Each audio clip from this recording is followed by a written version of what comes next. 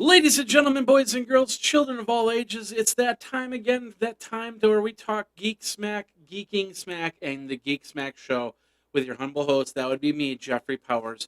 And of course, we've got a great show for you this week. We've had a lot of things happen, including a sick machine, but we've got a show to get out. And of course, we're going to talk about Verizon and what happened with Verizon and the tethering issue. And we're going to do that today. Of course, we're also going to talk about our winner of the Roku 2 for this for the contest there. And of course, we're also going to talk about Hotmail, Outlook, all that other stuff. And of course, this show is brought to you by our friends over at Wirecast. Switch through different screens like I do using the program Wirecast. You can get your copy by going over to geekazine.com/Wirecast PC for the PC version or Wirecast Mac for the Mac version. Now, ladies and gentlemen, let's get into your Geek Smack for this week.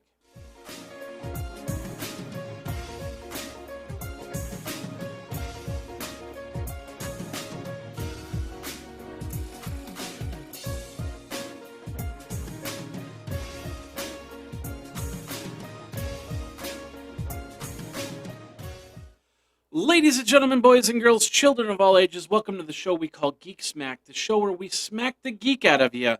Like, I don't know, the Wookiee bag for a Wookiee that goes, laugh it up, fuzzball. All right, well, my name is Jeffrey Powers. If this is the first time that you've come to the show, well, I'm sorry for the Wookiee laugh. I will try not to do it again, unless you want me to do it, and then I will do it several different times at several different occasions. I'll even put it up on a Fiverr if you want me to laugh like a Wookiee.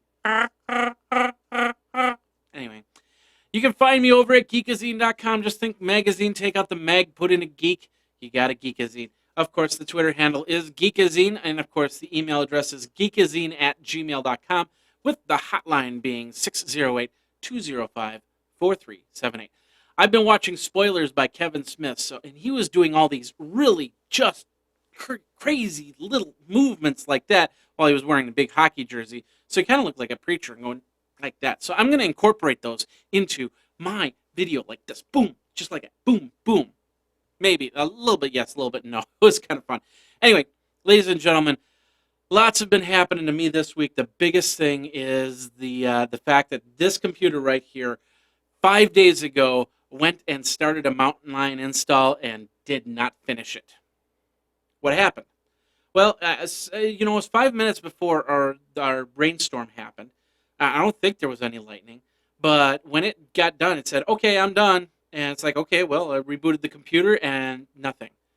Now, what was worse was I backed up the Mac side of this. I figured, okay, well, if anything, I just go roll back to the old Lion and then try it again or whatever. But what it did was it messed up the whole machine, and it messed up my boot camp partition, and to the point where it took all day just to try and do a restore using third-party software. And I haven't looked at the file yet. It's only 40 gigabytes in size for something that should be about, I would say at least 150, 160 gigabytes. So, needless to say, whatever was on there is gone. Completely gone. So this machine is now back 5 days later. It doesn't have the boot camp partition just on yet, but I will put it on there. And then, of course, I will make prompt backups to make sure on that. I thought I had backups on it, but it just didn't happen. So a little bit frustrated on it, but what can you do? I did lose some stuff. As you'll see, we've got, the Tech Smack, the Geek Smack intros. They're all gone. I've got them somewhere else. I just have to go through my bevy of drives to try and find them.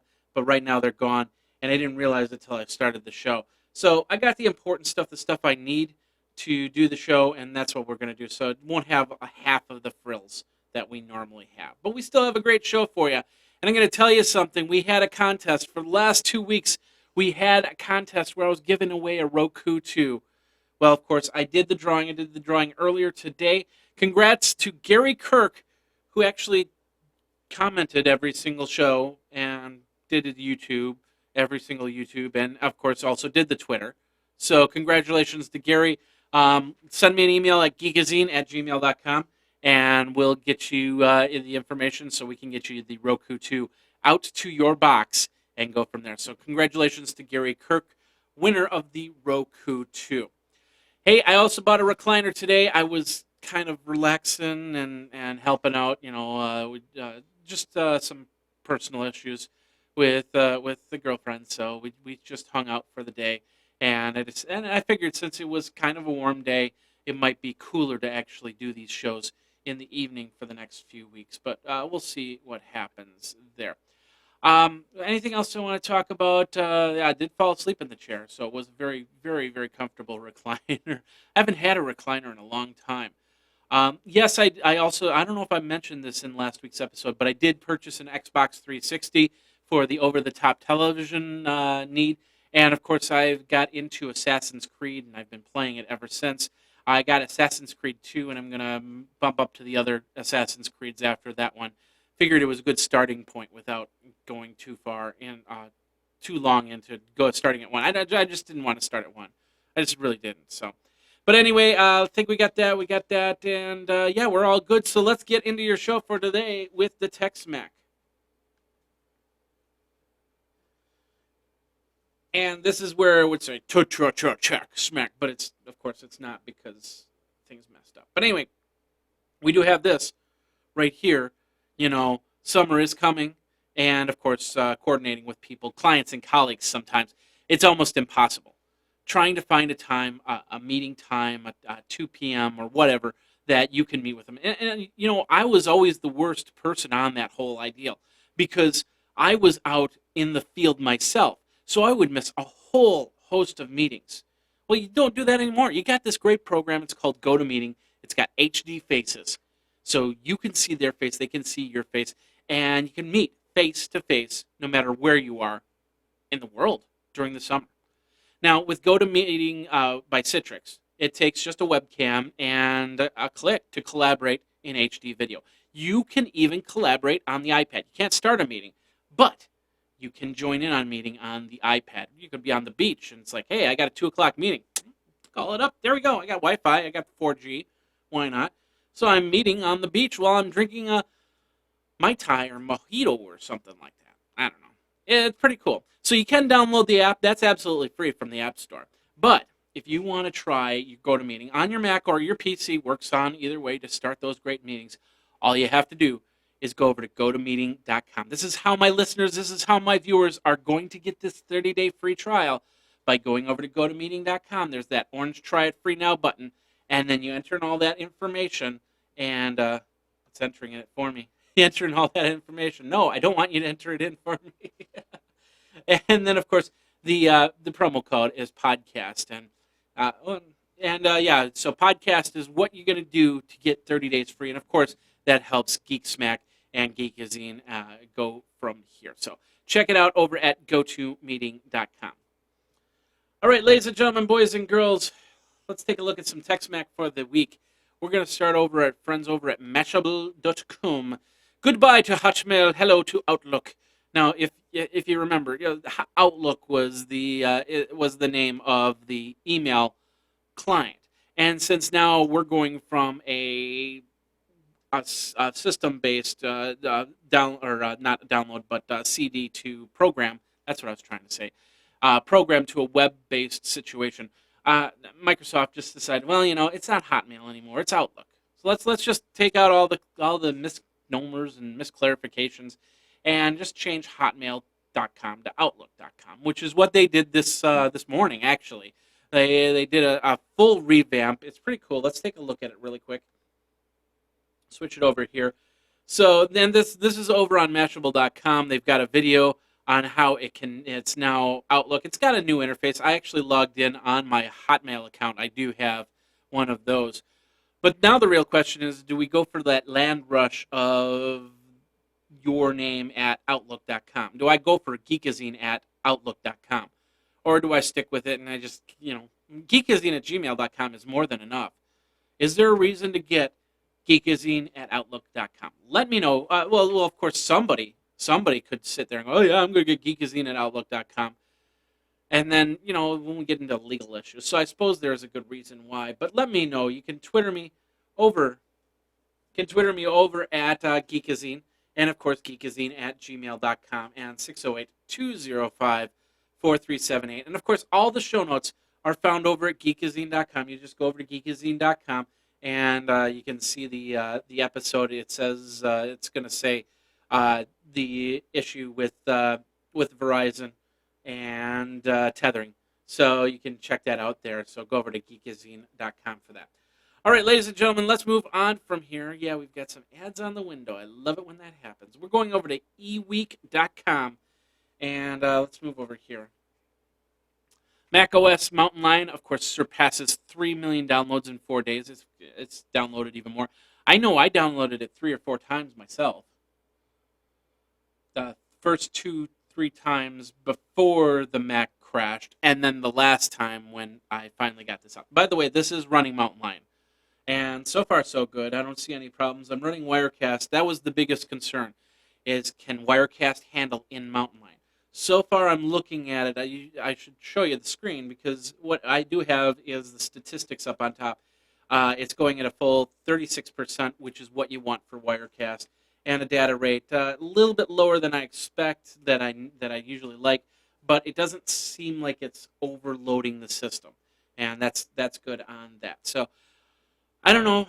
Initial thoughts, I haven't tried any of the new features on this $20 upgrade software, so I'm not really here nor there on that. I really want to get the AirPlay going and maybe even replace these LEDs. I mean, these LED signs are nice, but they're a little outdated. And I want to actually get a monitor up there. For a couple $100, and even $100, I could get a TV up there and do the same thing. I don't know. What do you think? What should I put up there? Do you want to donate an LED TV or an LCD TV? Feel free to do so. Just let me know over at Geekazine. All right, let's move on from there. Like I said, that's eWeek there. You can go for that information. We're going over to CNET from there, Samsung. Of course, the big issues with between Samsung and Apple. And Apple now suing Samsung for $1.25 billion or something like that. I can't remember off the top of my head. But we've been seeing things because of this trial, and one of the things is some of the court documents have opened up to kind of prove that Samsung is really copying Apple. And so far, some of the stuff that I've seen is actually kind of feels like Samsung's just going, hey, they got a Retina display. We need a Retina display. Let's just do it and not worry about patents. So, in fact, they did a court filing. Like I said, this is on CNET. And they're saying that the manufacturer is working on an extra large tablet because they had the 7-inch tablet. Now they're getting a 10 or 11-inch tablet. And they're also working on their own version of Retina display and, of course, LTE connectivity. So it just feels like they're actually copying Apple, which, most people do. It's like, okay, yeah, that's got a button right there. How do we do a button without impeding on their patent? And there's many ways to do that. Like, for instance, the story of the little girl who figured out by taking bobby pins and putting it on the glare screen, or the thing that you flip down to keep the sun out of your eyes in a car, you can actually hook up your sunglasses to that. And then they tried to patent it, and somebody saw that and said, well, what if I take some plastic and do this? Next thing you know, they had it, and that little girl was out millions of dollars. So it can happen. It can happen. Sun visor, that's what I was trying to think of. So that's how that works, and patent trolls are everywhere. So what can you do? Next thing, there might be someday I might just get sued for doing this show because there's a patent on how to do this show. I wouldn't be surprised. If that's the case, then I'm done doing video podcasts or podcasts altogether. I hope I'm not done, because I just launched a brand new website over at howtorecordpodcasts.com. Check it out if you're figuring out how to do a video or audio podcast. You want some help? That's a great website to go over to, howtorecordpodcasts.com. Anyway, that's over at cnet.com. What do you think? Do you think that Samsung is infringing on Apple patents? Do you think that Apple is taking it a little bit too seriously? Let me know. Twitter me at Geekazine or geekazine@gmail.com. Speaking of which, I would do the rumors at this point, but I think, let me show you. Completely blank screen. The video, I'll have to figure out where the videos are. Maybe make some new ones. Maybe it's time to update this show and get you some new graphics and stuff like that. I don't know. Anyway, Apple has said that September 12th it could be the day that they're going to announce the new iPhone. Now, here's the cool thing about this. I'm actually going to be in San Francisco that week. So I did send an email. And maybe somebody can help me out here if you know somebody. Guy from Madison, Wisconsin will get the opportunity to go to Apple and actually see the new iPhone. I just want to be in the press gallery, just sitting down and while they're showing off the new iPhone. I really do. That's where I'm going. So I'm sending some letters. I'm going to talk to some key people and say, hey, I'd really like a ticket to get in there. That's probably going to be at the Moscone Center, like it normally is. It would be really nice to actually be able to do what I do in there just that one time, just for that couple hours. Now, of course, I'll be in San Francisco that week for TechCrunch Disrupt, which is going to be a big show. Last year was just awesome, so I can't wait for that. But anyway, they're talking about of course, the rumors, the new iPhone, the bigger iPhone. We're going to have a beveled look once again of some sort. The new 19-pin connector as opposed to a 30-pin connector, and so on and so forth. So we'll see what happens. By the way, ladies and gentlemen, I want to clarify one thing here. One thing. It is not the iPhone 5. Please stop saying iPhone 5. It is not iPhone 5. Not iPhone 5. It is the 6th generation iPhone, and if it should be called anything, it'll be called iPhone 6. I know that skews off all the numbers and everything like that, but why are we calling it iPhone 5? We know that Tim Cook's not going to call it iPhone 5. He's probably just going to call it iPhone. It's the 6th generation iPhone. I get so frustrated when people say iPhone 5, especially some of these big, like CNET and stuff like that, these big news boxes, and they're saying iPhone 5. It's like, no, it's iPhone 6. Get it right. 6th generation iPhone. Get it really right. I'm off the soapbox now, but if you want to read more on this, we got our article over at San Francisco Gate, sfgate.com. Of course, all the show notes over at geekazine.com. All right, let's move on from there. We're going over to pcmag.com. Microsoft has unveiled some new mice and some new keyboards for Windows 8, and I'm looking at this and I'm thinking to myself, this is actually pretty cool. Microsoft is kind of reinventing themselves for this slate look. I mean, this laptop right here. Well, you can't see it, of course, in the video, but this laptop that is actually controlling the screen that you're seeing right here is pretty much on its last legs. I mean, it's still a great laptop. I'll still probably use it for a long time. But in the IT world, it's on its last legs. This is archaic. This is old. It's time to move new school. It's way too big. It's way too slow. It's way too clunky. It's time to move on. And this laptop done. Because it doesn't have all the cool shapes like this. I think this is the Microsoft mouse that you're seeing right here. And they unveiled a whole bunch of stuff from keyboards to mice that you can use for a Windows 8 computer, or Windows 8 slate, or whatever you want to use for it. So pretty cool stuff. If you want to read more on that, go over to pcmag.com. And of course, hey, right here's the laptop, by the way. If you have a laptop like this, let me know. You can Twitter me over at Geekazine, and of course, geekazine@gmail.com. All right, let's move on from there. Let's go over to macobserver.com. And that is Taiwanese University is suing over some Siri patents. Now, this is not the first time that I've heard about this, but I guess they're now actively going for the lawsuit. It's the Taiwan-based National Chengku University, or NCKU. So basically, they filed October of 2005 and were awarded some patents that Siri apparently is using. And one of them was a method system matching speech data, and another one was speech recognition system. And those were filed in December of 2002. So now they're looking at Siri and saying, hey, these are way too close to our patents. We're going after you. And of course, it's an educational, it's a university. So I don't know. Are they patent trolls? Or are they not patent trolls? I'm guessing not. They're just trying to keep their intellectual property that somebody probably figured out. Well, of course, they definitely figured out back in 2002. We could have had Siri 10 years ago. Think about that. We could have had Siri 10 years ago, but we didn't. Of course, there's a lot of other things that needed to fall into place, not just these simple patents. But once they all work together, you've got Siri. So we'll see what happens. I don't know if Apple will try to buy the patents.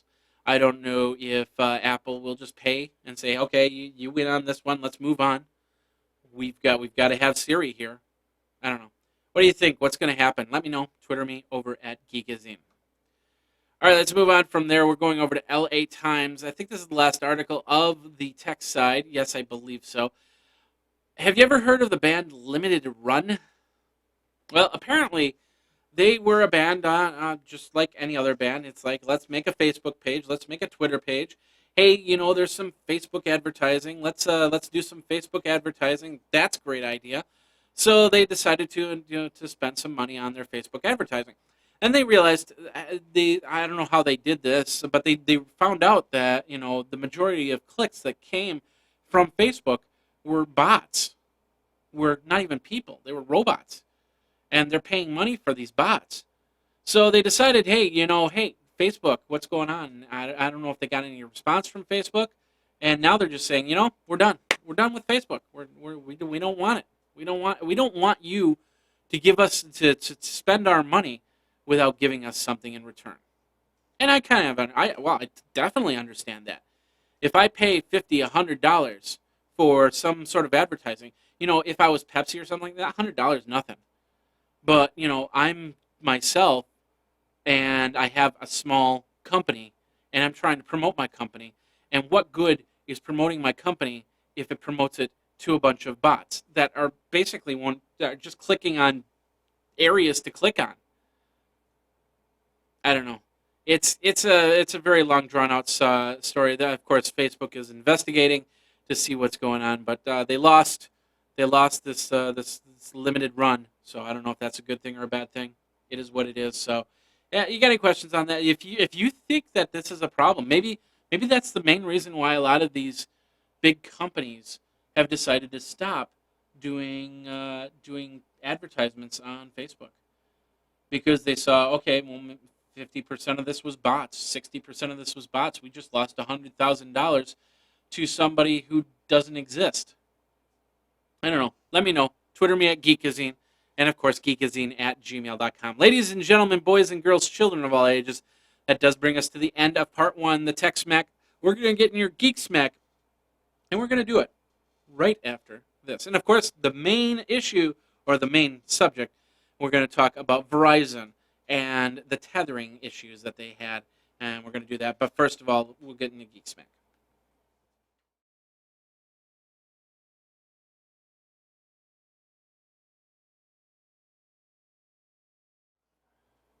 All right, and of course, we don't have, like I said, the videos were they crashed for Geek Smack intro.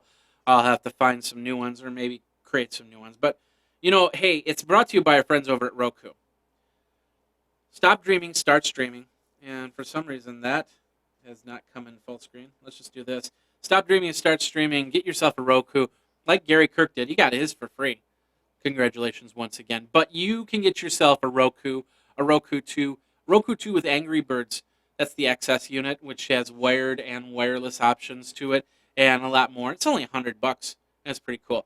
Go over to geekazine.com/Roku to get into that bandwagon and be a part of the Roku over-the-top television generation.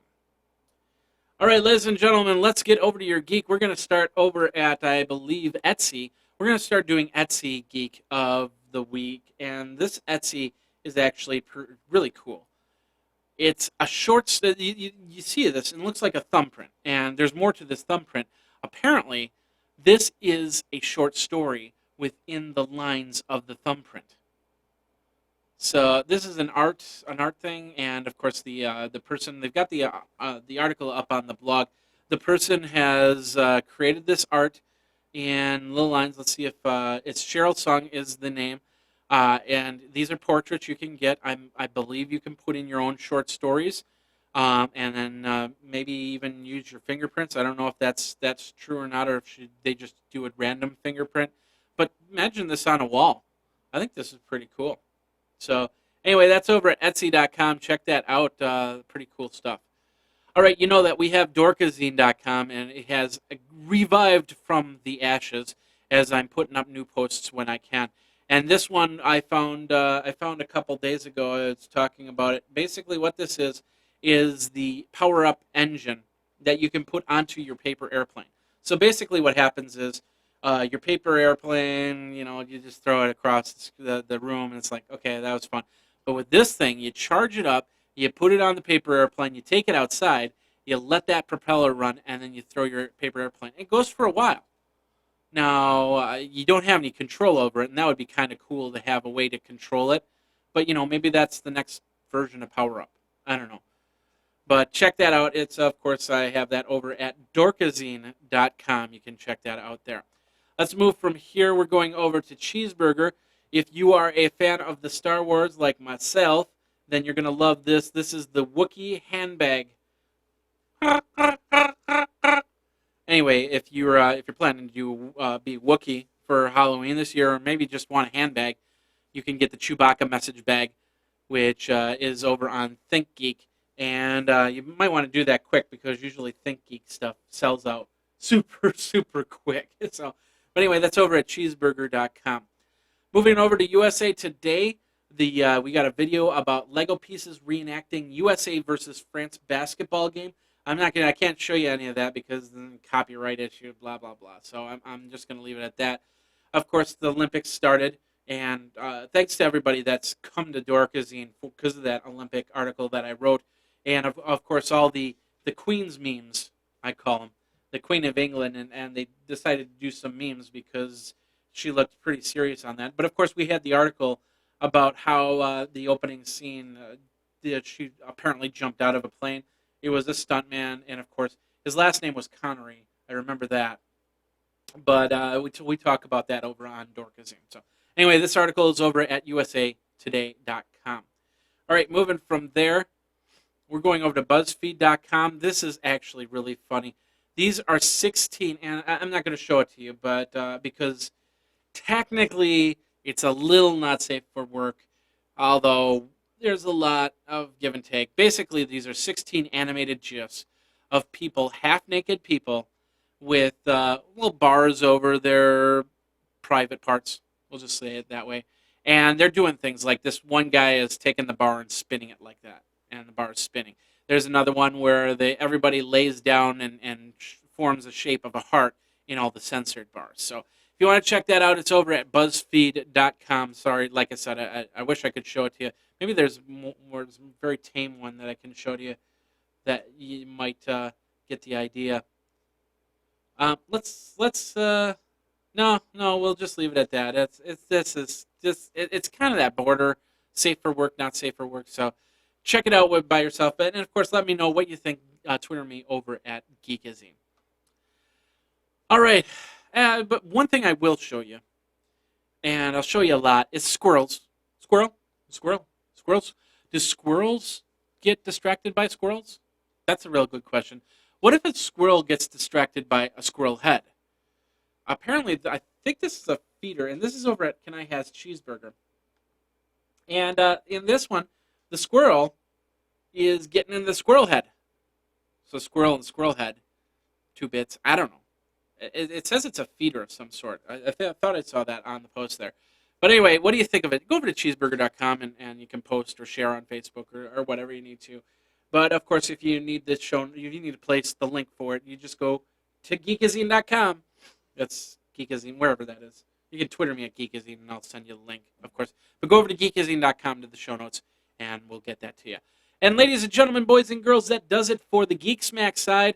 We're going to talk about Verizon. We're going to talk about why AT&T cannot get what Verizon is going to get with this lawsuit from the FCC for tethering. So, and we're going to do that in about a second here, and we will be right back.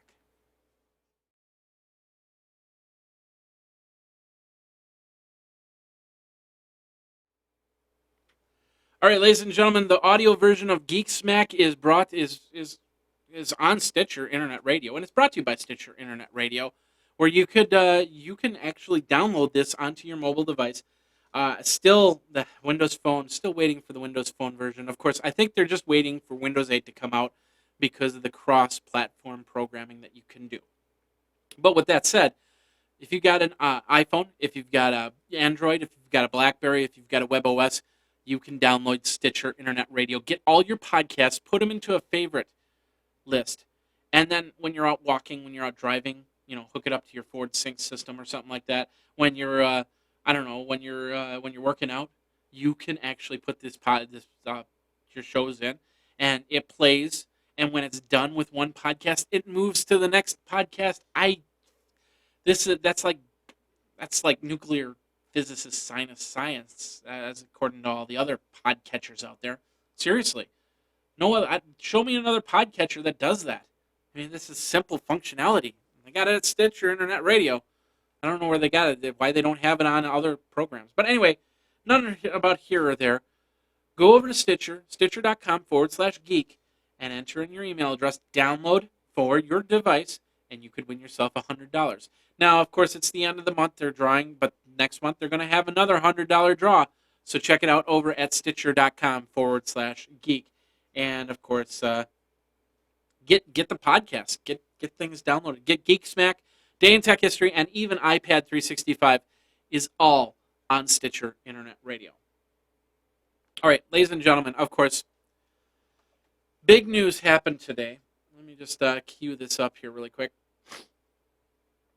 Verizon was basically given a $1.25 million fine for charging customers, and they charged them like $20 to tether phones.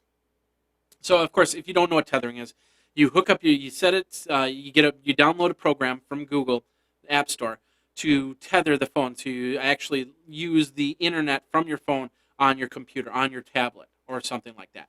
So they didn't like that, so Verizon decided, well, we'll just charge people to do tethering because AT&T charges people to do tethering. It makes sense to us. I don't know why, but it makes sense to us, and we'll get that in a second here. But they decided, well, we'll do $20. Well, the courts declared that Google must reinstate the application in the store, and of course, pay out a $1.25 million. Verizon must pay it out to, I guess, the FCC, which I think is part of a class action lawsuit, so people will probably get some of their money back. And if not, then there's probably going to be a second lawsuit that comes out of that. Now, this only applies to Verizon. So you're going, wait, what? You can't charge to tether for Verizon, but you can to AT&T, you can to T-Mobile, you can to Sprint? Why not? This is why not. 2008, Verizon bought frequencies for their 4G service. They wanted to be the first 4G service in the United States, which made sense. They kept the king. To be the king, you gotta do things early. You gotta get that throne as quick as possible. Now, there was a small little caveat to this. They could not restrict the customer's ability to use devices. That is why the FCC is going after Verizon. Now, when AT&T got their 4G spectrum frequencies, when Sprint got their frequencies, when T-Mobile got their frequencies, which I think they're getting from AT&T anyway, they don't have those caveats. They're just open up. So tethering, it just basically means you're going to still pay $50 a month to tether your computer or your tablet to your phone. It's as simple as that. Now, tethering fees are actually a pretty sad one. Now, someone with a phone that has a 3 gigabyte cap basically could choose how they should be able to choose how they hit that cap. I really think so. I mean, through the phone, the tablet, or the computer. After 3 gigabytes, you're getting charged for whatever data usage comes. So why does it matter if it's coming from your phone, it's coming from your tablet, it's coming from your computer? You're still charging them. I just don't understand why they just don't let them tether and get to their caps and charge them the extra gigabyte, the extra 2 gigabytes, because it only helps AT&T, it only helps T-Mobile, it only helps Sprint. Well, Sprint's unlimited data. So, and I don't know, I don't think they have a tethering fee over at Sprint, and that might be cool. That might just be the way to go. I don't know. Maybe someday it'll be the point where we'll just have to connect. There's going to be no choice about it. So whether we choose a tethering fee or not, that's going to have to be where it is. But it might be a necessity. You know, why should you have 15 devices all with their separate 3G, 4G, 5G, whatever plan, when you can have one device that has the full plan and just push it out to all the other devices? As long as you're not pushing it out to 564 different devices trying to, power or give internet to a whole conference room or something like that, that probably is wrong. But you should be able to at least connect one or two devices up to your phone without a $50 charge. I don't know if we'll see that or not. I don't know if we'll see AT&T waiver from that. What do you think? Do you think that they're going to waiver from that? Let me know. You can Twitter me over at Geekazine. Of course, geekazine@gmail.com is the email address, and 608-205-4378 is the phone number. Of course, you can also leave a video message over at YouTube, youtube.com/Geekazine. All right, ladies and gentlemen, boys and girls, children of all ages, that does it for this episode of Geek Smack. My name is Jeffrey Powers. Thanks a lot for watching and listening. Like I said, if you have any questions, any comments, feel free to email me or Twitter me over at the stuff below. So, anyway, we will be back next week with another episode of Geek Smack, and hopefully I'll have some graphics for you. My name is Jeffrey Powers. Thanks a lot for watching. Thanks a lot for listening. If you've been listening to the show, we will see you next week. But until then, you guys check out iPad 365. Check out the new website, howtorecordpodcast.com.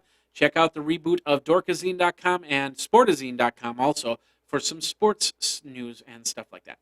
But until then, you guys geek out.